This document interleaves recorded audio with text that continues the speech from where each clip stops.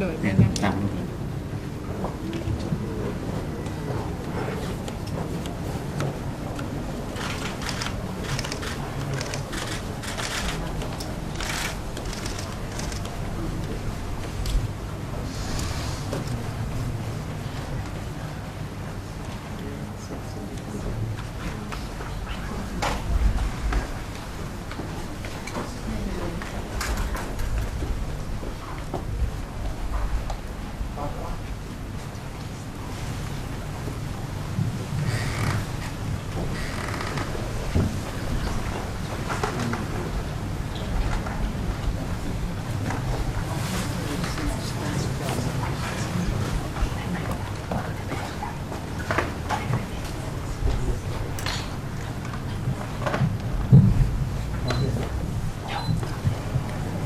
ขณะนี้การในเวลา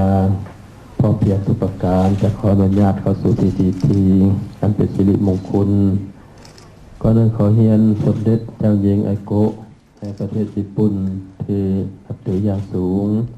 เฮียนท่านนางปณิยาโตตุของประธานประเทศแห่งสปป.ลาว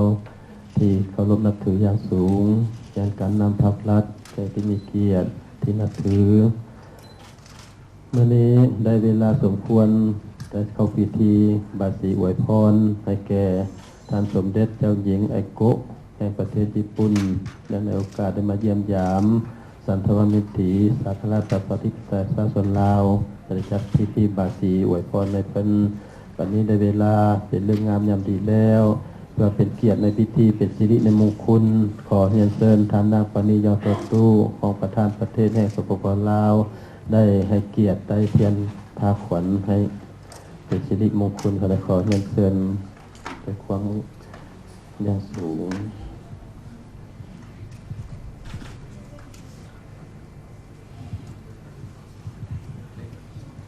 ทุกท่านประนมมือไว้วางเอิญ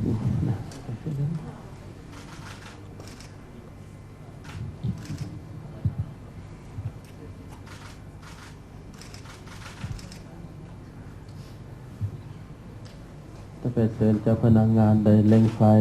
มงคลให้ท่านจัด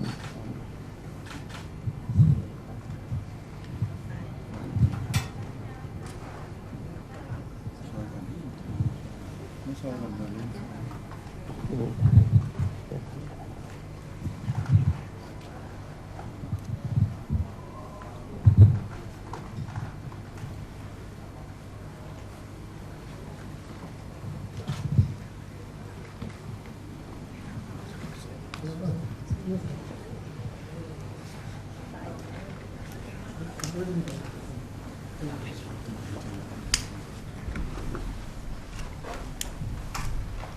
การอนุญาตเข้าสู่พิธี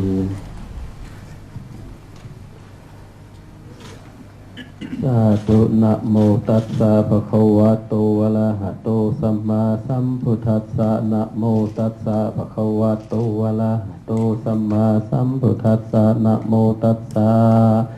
ภะคะวะโตอะระหะโตสัมมาสัมพุทธัสสะ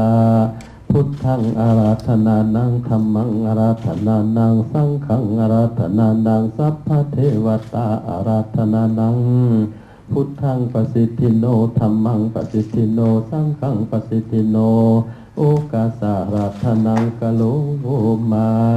โอกาสาโพโอกาสราธนาเทพบุตรเทพดาพญาอินทร์พญาพรหมพญายมมาลาดท้าวจตุโลกบาลทั้งสี่จำเมธรณีอิสุนเมฆลาคุณนา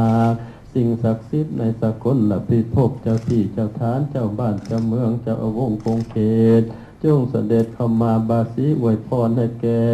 สมเด็จเจ้าหญิงไอโกะแห่งประเทศญี่ปุ่นดาวพุงข้าทั้งหลายในกาลบันนี้หมดทุกต้นทุกองค์ได้ก่อขาดเทิ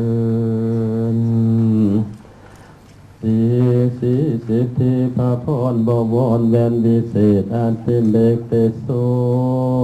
สายยันตุภวังสยามังคลาสยามหามงคุณปุ่นด้านดีตกแต่งแล้วฝากขวัญแก้วยกย่อมมานี้ทั้งการมาปามีทั้งการจัดตั้งพระทานพักรัดนำผ้าเป็นเข้าเท่าแก่พร้อมลูกตาล ทั้งชายหญิงสาวเบาใจเสื่นหาวยินดีมาทำลาบบาสีสุขวัญอวยพรให้แก่สมเด็จเจ้าหญิงไอโกแห่งประเทศญี่ปุ่นดังในโอกาสได้มาเยี่ยมยามประเทศสาธารณรัฐประชาธิปไตยประชาชนลาวเพื่อสันทวะไมตรีสามัคคีมิตรภาพเนื่องในโอกาสเป็นเรื่องงามยามดีปูนด้านดีตกแต่งแล้วพาควรแก้วยกย่อมมามีทางมาลาหอมพวงเฮาเหล่ากองแก้วใส่พาควรส่วนกันมานั่งเตาเข้าต้มกล้วยใส่บาสี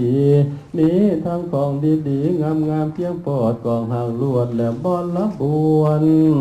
จึงได้ยกพระผวนมาตั้งในห้องพวกพี่น้องพุงมูวงศาทางตะนายพ่อแม่เท่าแก่พร้อมสาวบ่าวนงหามก็หากใดหรืองามยามดีเลิศแล้วหมอพรแก้วจากเอิญเฮียกเอาขวนว่ามาเจอขวัญขวัญสมเด็จเจ้าไปเที่ยวเล่นเห็นมาวันป้าไม่ใหญ่ไปชมสวนดอกไม้สาเลี้ยวให้ตามมาขวัญสมเด็จเจ้าไปทัศนาเยี่ยมหลายเมืองบอนต่างๆขวัญไปย่างข้ามน้ำทะเลกว้างยันไกลขวัญสมเด็จเจ้าไปพักไตขวัญเจ้าให้ตามมาว่ามาเจอขวัญ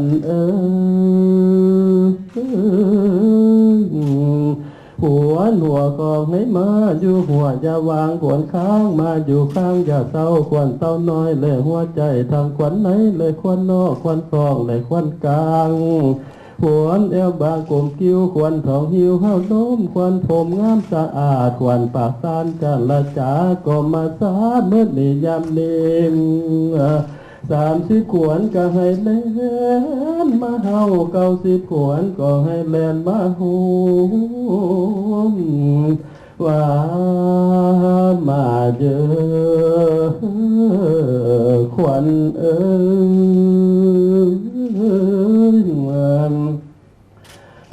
ยามสมเด็จเจ้าอยู่ให้มีไสยามสมเด็จเจ้าเดินทางไปขอให้มีโศกไปจะมีอันค้ามาจะมีอันคองจะได้อวยพรให้พรใสสิทธิโศกโลกจะผ่านมันจะมีพี่จะเห็นทางขอเข็นอยากใกล้ให้ไกลข้างห่างเหินยามเมื่อเดินดงดันไปเขตทินดินไก่ขึ้นรถไปและขี่โยนอย่าพบโจรมันหายไปเหลือไปใต้ให้ไปไว้มาคองคุณความดีทั้งหลายขอให้นำตามหลังคอยระวังแวดล้อมตามกลดังเงาอย่าได้อุกอังเอาเศร้าโศกดวงใจความทุกข์ไปทั้งหลายอย่าได้มีมาตองว่ามาเจอขวัญ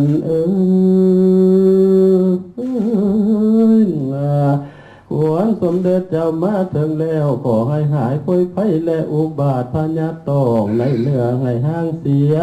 อายุนั้นขอให้ยืนยามันห้อยเศร้าขวบภวัตสาวันนาสีสดใสดังพระจันทร์เพ่งแจ้งสุขนันสุขทั้งกายใจพร้อมทั้งสองเสมอดังมาผ่าละแห้งเกิงกำภายสารสาผู้สุขุน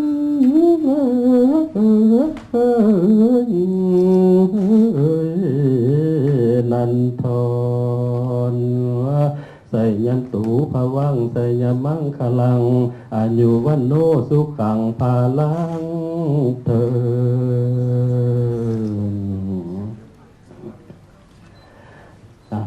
ดขวัญสมเด็จเจ้าฟ้ามาถึงห้องสถานท้องที่อยู่ขอให้นุลำใดเงินคำเกี่ยวสุขประกาศจนมันให้ศัตรูจะบังเกียรติทุกเกียรติจังให้ขอให้นิเวศดีไกให้อยู่มีใจไปมีโชคไปจะข้ามมายาคล้องกายสดใสใจสดชื่นปฏิบัติราชกิจในลาบเลื่อนสดชื่นสมหวังทุกประการที่คายุโกโหตุมันยืนทอง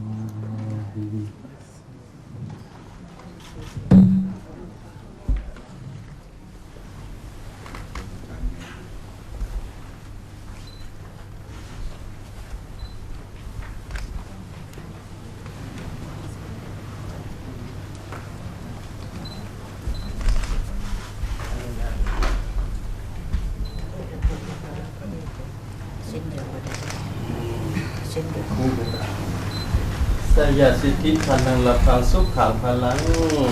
ผู้แก่นใจคนมาแก่นพอคนอยู่ความเจ็บจะได้ของใครจะมียามอยู่หันมีใจเป็นมาตั้งแต่มีโซ่กายสดใสใจสดชื่นพลาภิตอาราสกิจก็ให้ลาภให้ลื่นก่อนขึ้นให้เกิดให้เจริญยืนอยู่ดียิ่งสุขสมมักสมปรารถนาอายุวันยืนยาวมีคายุโกตุมันคนไม่ได้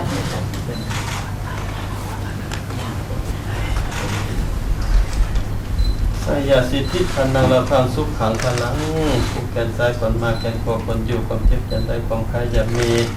ขอให้ท่านเตติวิยโสพยาคามายตองสนะภาแพ้ครับสัพตุมุมันปัจจมิที่ถึงประการใดไปสำเร็จตามปรารถนาอายุมันวิญญาณตราบเท่าเทลคาธิกายุโกตุมัน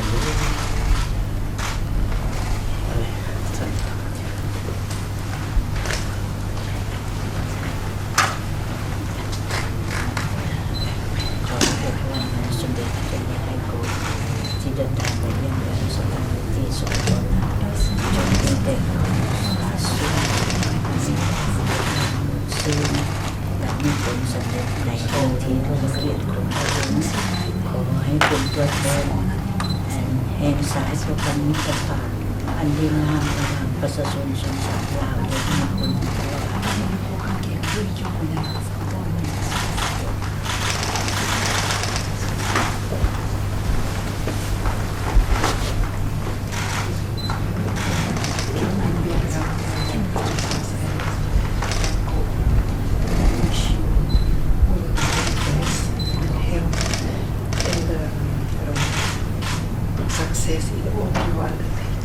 May I also wish Japan long-lasting peace and prosperity.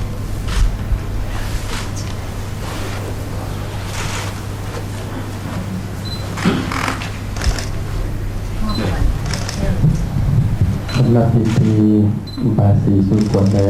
ผูกแขนให้สมเด็จเจ้าหญิงกับสมเด็จเจ้าสิริกิติ์ประจันมอพิธีในทางการอันดับพิธีการให้ดำเนินการต่อไปก็ใจสมเด็จพระบาทไม่ได้องค์หญิงเจ้าหญิงเพิ่นจะขอปลดทาเบียงเพิ่นน่ะจะแม่นบ่สิปลดทาเบียงก่อนนะปลดทาเบียงก่อนปลดทาเบียงได้แล้วหลังจากนั้นก็ยังไปนั่นแหละก็ไปไปขอเพิ่นว่าทำยังเป็นคณะเป็นทาเบียงบ่ใช่ก็สิปลดแต่ประกันปลดทาเบียงก่อนเพิ่นการปลดทาเบียงก่อน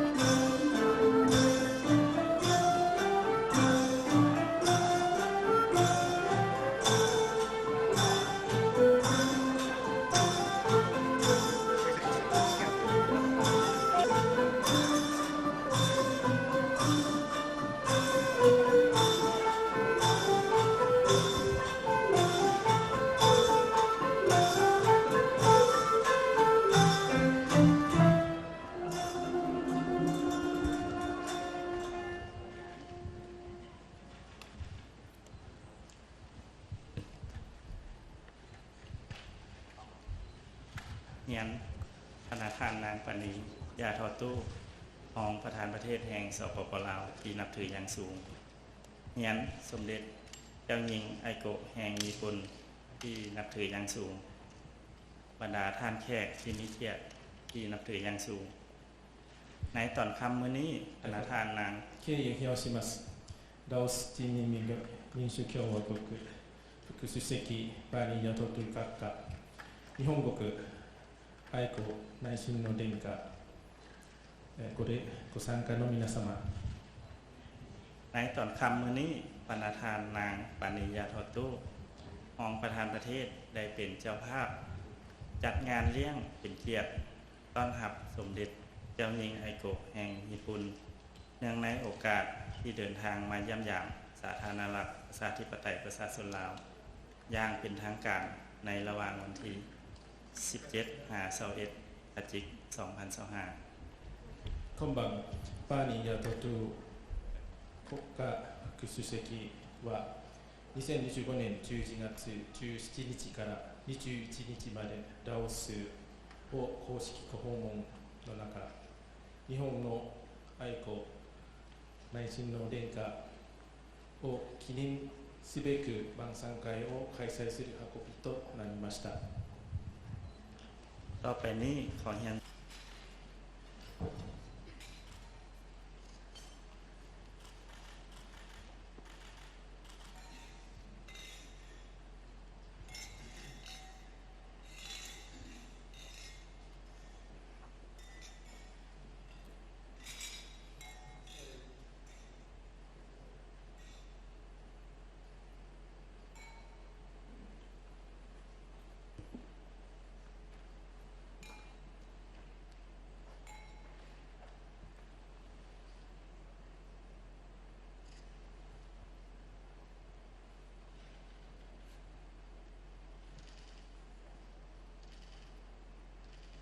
ขอบใจพนักงานของประธานประเทศปานิยาทอตู้バーニー・ヤトトゥ国家副主席閣下ありがとうございます。ต่อไปขอถือเป็นเกียรติเรียนเชิญสมเด็จเจ้าหญิงไอโกะแห่งญี่ปุ่นขึ้นกล่าวคำเห็นขอเรียนเชิญ引き続きまして愛子内親王殿下にご発言を受けたまみたく存じます。どうぞよろしくお願い申し上げます。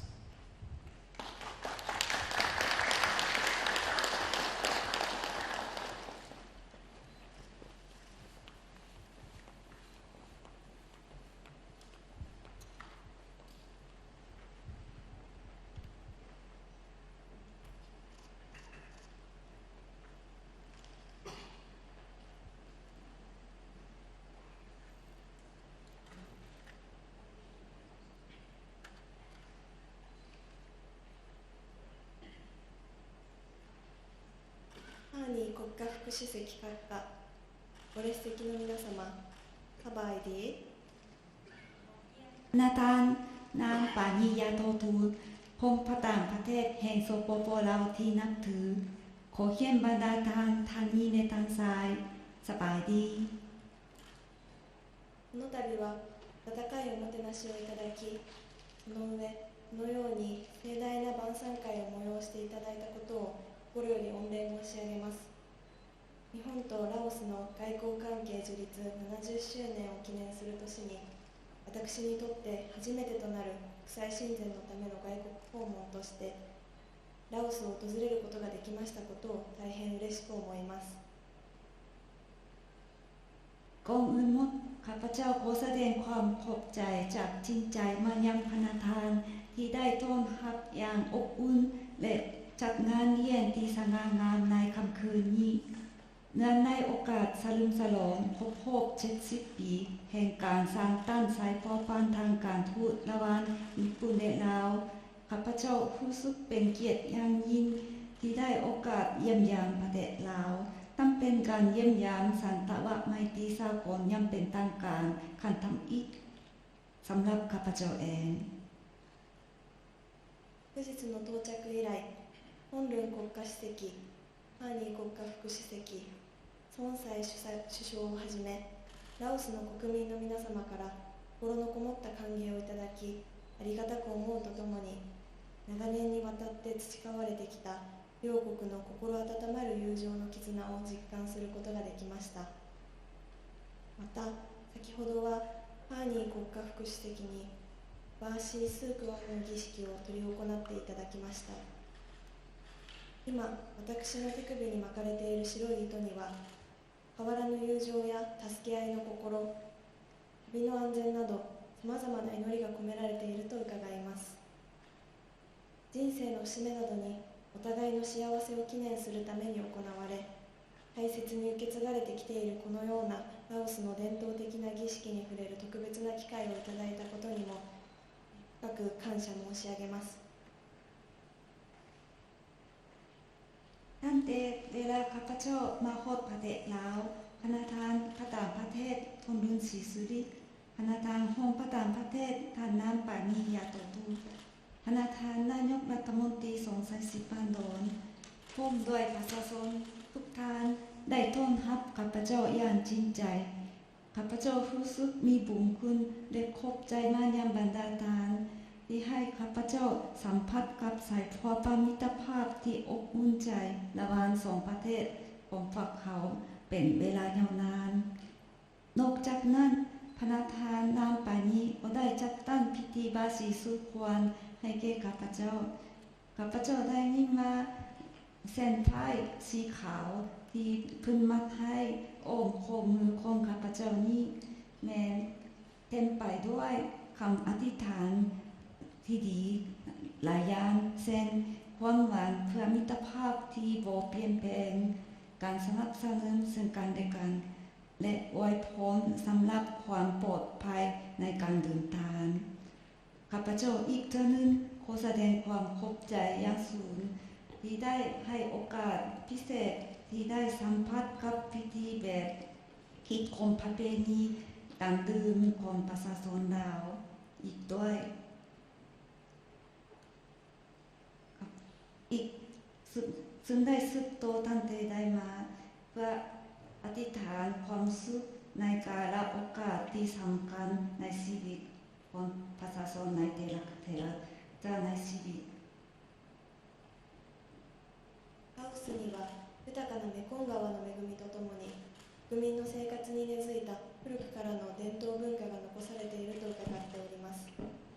本日の午前中に訪れた凱旋門やハートルアン大島では市内を一望した際の雄大な眺めや誇りある歴史と人々の祈りの間の荘厳な雰囲気に心を打たれました。私の父は2012年にラオスを訪問していますが、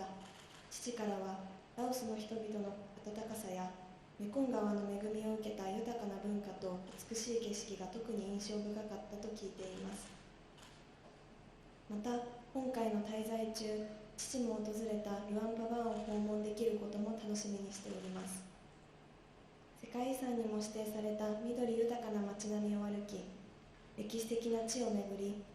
地域の人々の暮らしにも理解を深めることができればと思います。他にも、無形文化遺産であるナーガ文様の伝統織物など様々なものに触れながら、美しい自然や伝統との調和の中に生きるラオスの人々の生活や文化を肌で感じることができれば嬉しく思います。ข้าพเจ้าได้ยินว่าประเทศลาวเขียนคือกับกระแสของแม่น้ำโขงที่อุดมสมบูรณ์รักษานุสวัฒนธรรมและคิดของประเพณีที่ติดพันกับชีวิตการเป็นอยู่ของประชาชนตั้งแต่สมัยโบราณตอนเช้านี้ข้าพเจ้าได้ไปเยี่ยมยามประตูไซและพระธาตุหลวง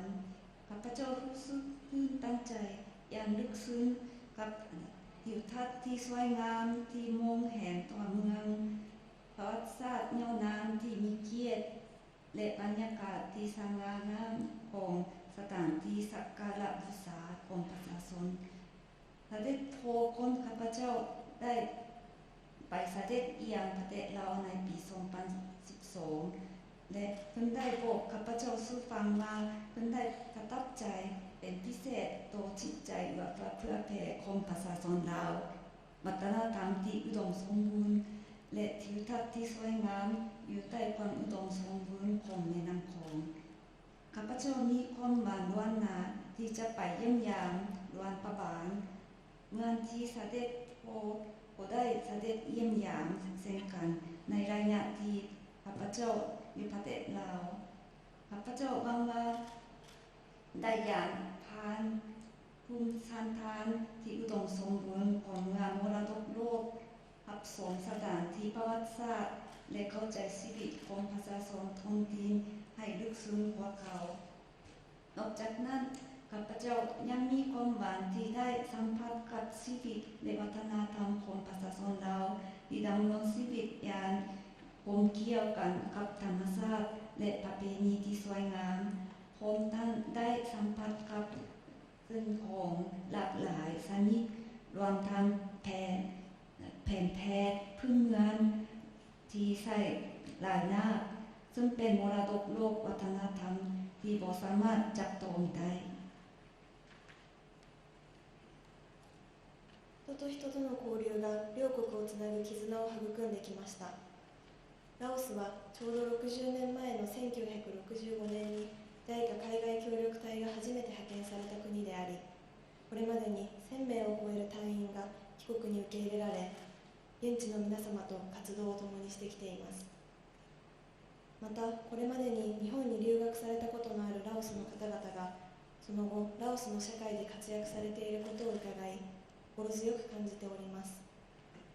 そして、ラオスの若い世代を中心に日本の文化に親しみ、日本語や武道を学んでいる方が増えていることも非常に嬉しく思います。今回の訪問では、JICA 海外協力隊員をはじめとする日本の人々が活動する教育、文化、医療施設も訪れることを予定しており、日本文化を学ばれているラオスの方々や日本の次の世代を担う皆さんと交流できることも楽しみの一つです。今日までのラオスにおける法制度や基礎インフラの整備、不発弾の処理といった日本による支援がラオスの国民の皆様のお役に立てているのであれば大変嬉しく思います。ข้าพเจ้าได้รับทราบมาว่าประเทศลาวเป็นประเทศทำอิฐที่อาสาสมัครใจกะได้ถูกจัดส่งมาปฏิบัติหน้าที่ในปี1965ซึ่งก็คือ60ปีก่อนพอดีและมาจนโหดปัจจุบันประเทศลาวก็ได้รับเอาอาสาสมัครหลายกว่า 1,000 คนและข้าเจ้าก็ได้เคลื่อนไหวความกันกับบรรดาทานในท้องถิ่นสืบต่อมาป้องกันนั้นข้าพเจ้ารู้สึกยินดีเป็นอย่างยิ่งที่มีคนสนใจวัฒนธรรมญี่ปุ่นเขียนภาษาญี่ปุ่นและกีฬาบูโดพื้นเมืองญี่ปุ่นหลายขึ้นโดยเฉพาะในหมู่วัยนุ่มลาวในการมาเยี่ยมยามครั้งนี้ข้าพเจ้ามีแผนจะไปเยี่ยมชมสถานีทางการศึกษาทางวัฒนธรรมในทางการแพทย์ที่คนญี่ปุ่นเป็นต้นแม่นอาสาสมัครใจกะเครื่องไหวเฮ็ดเวียกอยู่และข้าพเจ้าก็ตั้งหน้าโลคอยที่จะได้แลกเปลี่ยนกับบรรดาคนลาวที่เขียนเกี่ยวกับวัฒนธรรมญี่ปุ่นและบรรดาทานที่เป็นผู้แบกหาบอนาคตของญี่ปุ่นในรุ่นต่อไปข้าพเจ้ารู้สึกยินดีที่สุดถ้าหากว่าการช่วยเหลือจากญี่ปุ่นมาจนโทษปัจจุบันเช่นการปรับปรุงระบบกฎหมายคนรามพื้นฐาน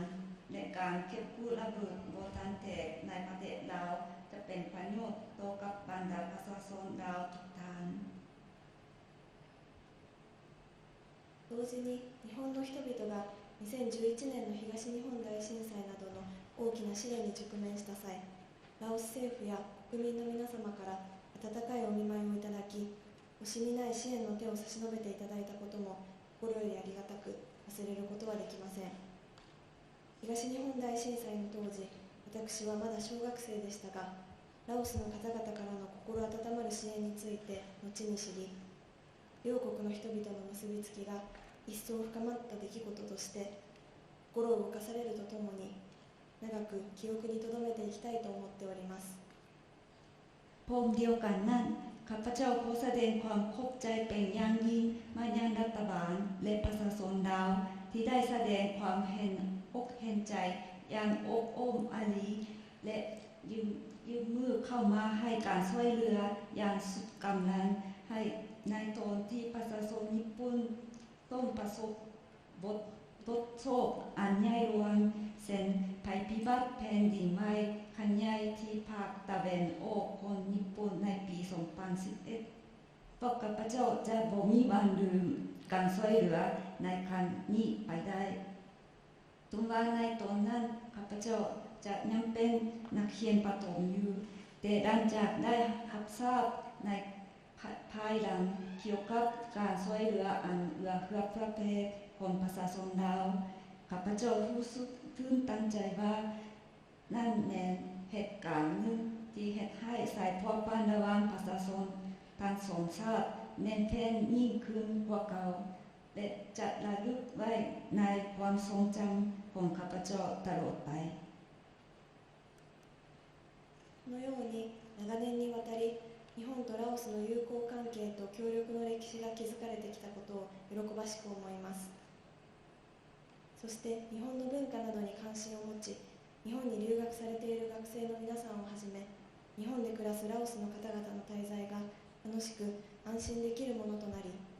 さまざまな交流を通じて両国の友情がさらに紡がれていくことを願っております。ข้าพเจ้ารู้สึกว่าเป็นสิ่งที่น่ายินดีหลายที่สายพัวพันมิตรภาพและประวัติศาสตร์แห่งการความมือระหว่างญี่ปุ่นและลาวได้ก่อตัวขึ้นมาอย่างยาวนานในลักษณะดังกล่าวพร้อมเดียวกันข้าพเจ้าขอให้บรรดานักศึกษาลาวที่กำลังศึกษาอยู่ที่ญี่ปุ่น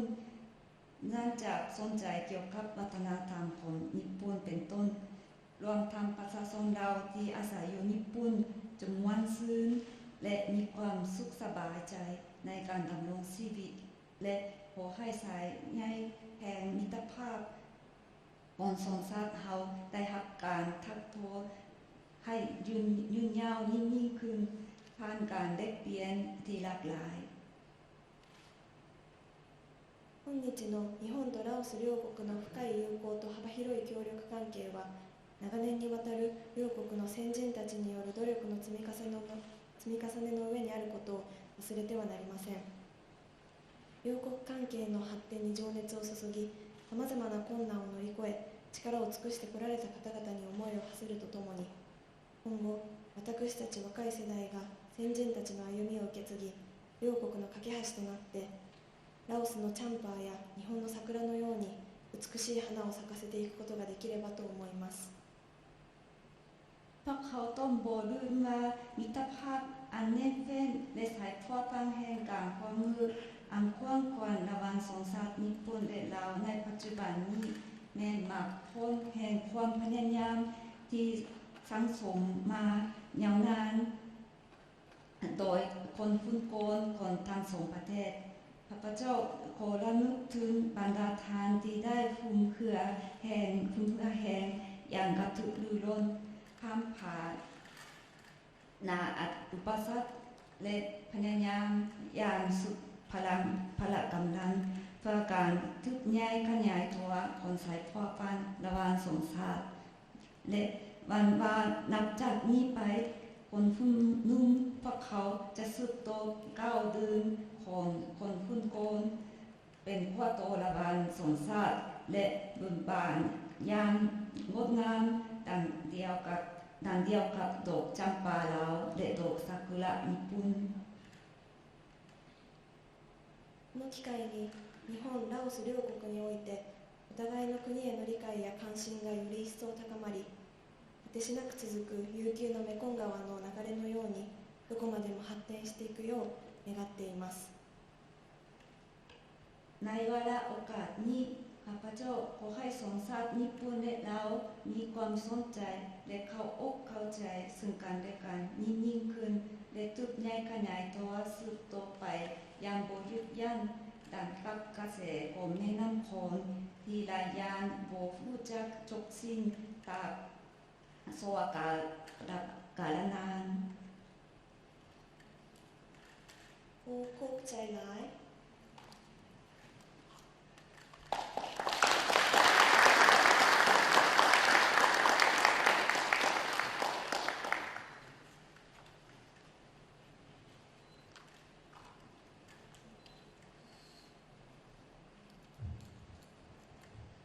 ขอบใจหลายยกโจก